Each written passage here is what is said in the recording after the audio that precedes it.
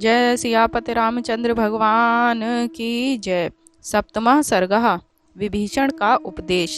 ततो निकंभो रभसो महापार्श्वो महोदरः इंद्रजिच्च महातेजा बलवान रावणात्मजः प्रहस्तोऽथ विरूपाक्षो वज्रदृष्टो महाबलः परिघान पटिशान प्राशान खड्गाश्च विप्लाशितान् परिगृह परम क्रुधः समुत्पत्य च राक्षसः अब्रुवुन् रावणं सर्वे प्रदीप्ता इव तेजसा।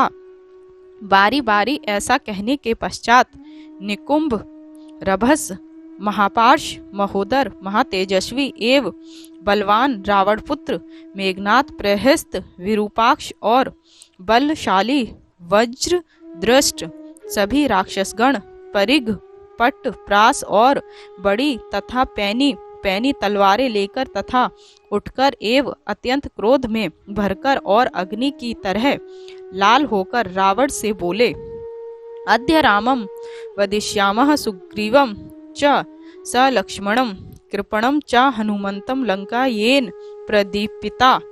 हम लोग आज ही राम सुग्रीव लक्ष्मण और उस तुच्छ हनुमान को जिसने यहाँ आकर लंका को जलाया था मार डालेंगे।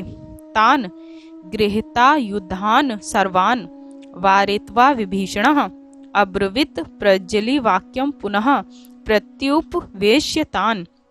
हाथों में हथियार लिए हुए उन समस्त राक्षसों को रोककर और बैठाकर विभीषण ने हाथ जोड़कर उनसे तथा रावण से विनती की, अप्युपाये स्त्रीभिस्तात योऽर्थ प्राप्तु न शक्यते तस्य विक्रम कालस्तान युक्ता नाहुर्मर्षणीषिणः। हे तात, नीति विशारद लोगों का कथन है कि जहाँ साम दान और भेद इन तीन उपायों से कार्य न चले वहाँ पराक्रम प्रदर्शित करना चाहिए। प्रमत्तेषु भियुक्तेषु देवेन प्रहतेषु च विक्रमास्तात सिद्ध्यन्ति परीक्ष विधिना कृतः। हे तात, जो प्रमत्त प्रमादी अथवा असावधान हैं, दूसरे शत्रुओं के साथ उलझे हुए हैं तथा जो महामारी आदि दैवी प्रकोपों से सताए हुए हैं, ऐसे लोगों पर ही सोच विचार कर नीति पूर्वक बल प्रदर्शित करने से कार्य सिद्ध हो सकता है। अप्रमत्तं कथम तम तु विजिगिषां बले स्थितं जितरोषं दुराघर्ष प्रदृश्यतुमिच्छत।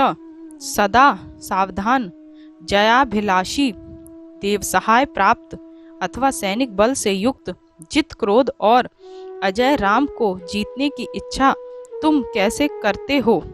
समुद्र लंघित्वा तु घोरम नंदन दीप्तिम गति हनुमतो लोक्यो को विद्यात करियेत वा। नदीपति भयंकर समुद्र को लांघकर आने वाले हनुमान की गतिविधि के संबंध में क्या पहले किसी ने जाना अथवा कल्पना भी की थी। बालनय परिमेयानि वीर्याणि च निशाचरः परेशां सहसा वज्ञा न कर्तव्या कथश्चन। हे निशाचरों, राम के पास अद्भुत पराक्रमी विशाल सेना है, अतः ऐसे शत्रु की कभी अवज्ञा नहीं करनी चाहिए। किम च राक्षस राजस्य रामेणापकृतं पुरा अजहार जन स्थानधस्य भार्या यशस्विनीम। फिर राम ने राक्षसराज रावण का पहले कौन सा अपकार किया था जिससे इन्होंने श्री राम की यशस्विनी भार्या सीता का जन स्थान से अपहरण किया। आयस्यस्या मानुष्यम पर दारा भीम शरणम अर्थक्ष्यकरम घोरम पापस्य च पुनर्भव। पर स्त्री प्रसंग कीर्ति का नाशक है, आयु को क्षीण करने वाला है, धन को नष्ट करने वाला है और पाप का प्रवर्तक है। एतत्रिमितं विदेहि भयं न सुमहभद वेद आहता सा परित्याज्या कलहार्ते कृतेन किम। हरण करके लाई गई सीता हमारे लिए बड़े भारी भय की वस्तु है, अतः हमारे लिए इसका परित्याग ही उचित है। व्यर्थ के लड़ाई झगड़े से क्या लाभ। ना नह शमम वीर्यवता तेन धर्मानुवर्तिना वैरम निर्थकम कर्तु दीयतामस्य मैथिली। राम अत्यंत पराक्रमी और धर्मात्मा हैं, अतः उनके साथ निरर्थक वैर बांधना ठीक नहीं। इसीलिए सीता जी को उन्हें वापस लौटा देना चाहिए। यावत्र सगजाम शाश्वा बहुरत्न समाकुलाम पुरी दार्यते बाणे दीयतामस्य मैथिली। जब तक राम अपने बाणों द्वारा हाथी घोड़ों और नाना प्रकार के रत्नों से भरी पूरी इस लंका को विदीर्ण नहीं कर डालते, उससे पूर्व ही उन्हें सीता दे देनी चाहिए।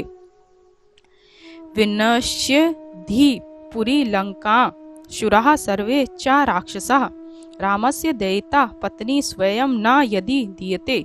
यदि तुम राम की प्राणा प्रिया भार्या सीता को स्वयं श्री राम को नहीं दोगे तो इस लंकापुरी की ईंट से ईंट बच जाएगी और समस्त सूरवीर राक्षसों का भी संहार हो जाएगा। प्रसादे त्वाम बंधुत्वात् कुरुष्वः वचनम मम हितम तथ्यमहं ब्रूवे दीयतामस्य मैथिली।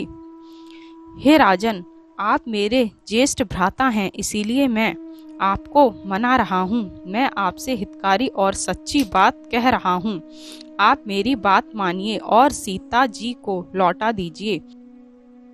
विभीषणस्य वचः श्रुत्वा रावणो राक्षसेश्वरः विसृजित्वा तान् सर्वान् प्रविवेश स्वकं गृहम्। विभीषण के इन वचनों को सुनकर राक्षसराज रावण ने उन सब राक्षसों को विदा किया और स्वयं अपने अंतःपुर में चला गया।